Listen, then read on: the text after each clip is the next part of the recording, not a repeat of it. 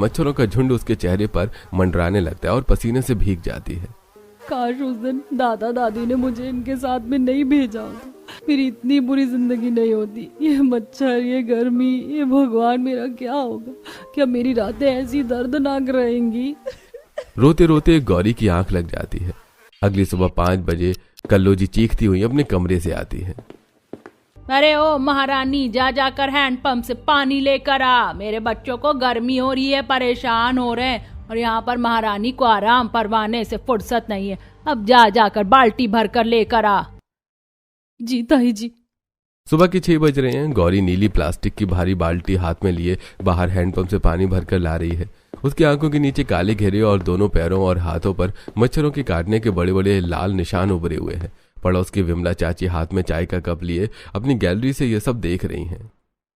अरे ओ कल्लो रानी, जरा बाहर तो आ रही, देखना जरा अपनी इस भतीजी गौरी के हाथ पैर, इतने मोटे मोटे फोड़े कैसे पड़ गए इसके पूरे शरीर पर, जैसे किसी ने मधुमक्खी का छत्ता छोड़ दिया हो इस बेचारी पर।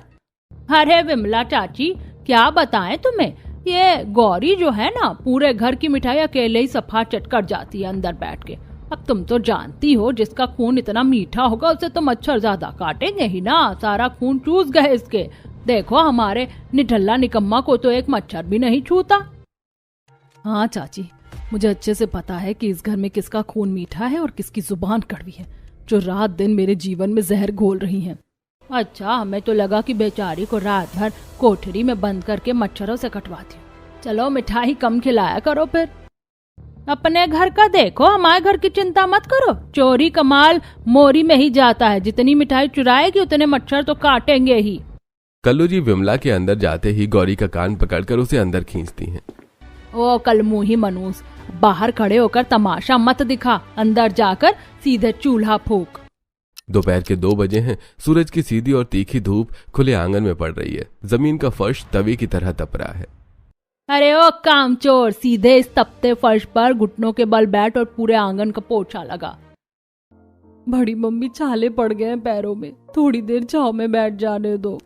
अरे ज्यादा जबान मत लड़ा, चुपचाप काम कर, नहीं तो रात को दाने दाने को तरसा दूंगा। तपती धूप में गौरी छत का पोंछा लगाती है और पसीने में भीगती हुई दिन भर काम में लगी रहती है। शाम के 7 बजे हैं। निठल्ला और निकम्मा गौरी को दोनों हाथों से पकड़कर घसीट कर ला रहे हैं। वो उसे घर के कोने में बने एक छोटे अंधेरे स्टोर रूम की तरफ ले जा रहे हैं, जहां कबाड़ भरा है। बहुत रो रही थी ना दोपहर में, आज तेरी आवाज इस कोठरी से बाहर नहीं जानी चाहिए। छोड़ो मुझे, बड़े बाबू बचाओ। बेटिया, अंधेरे में आज रात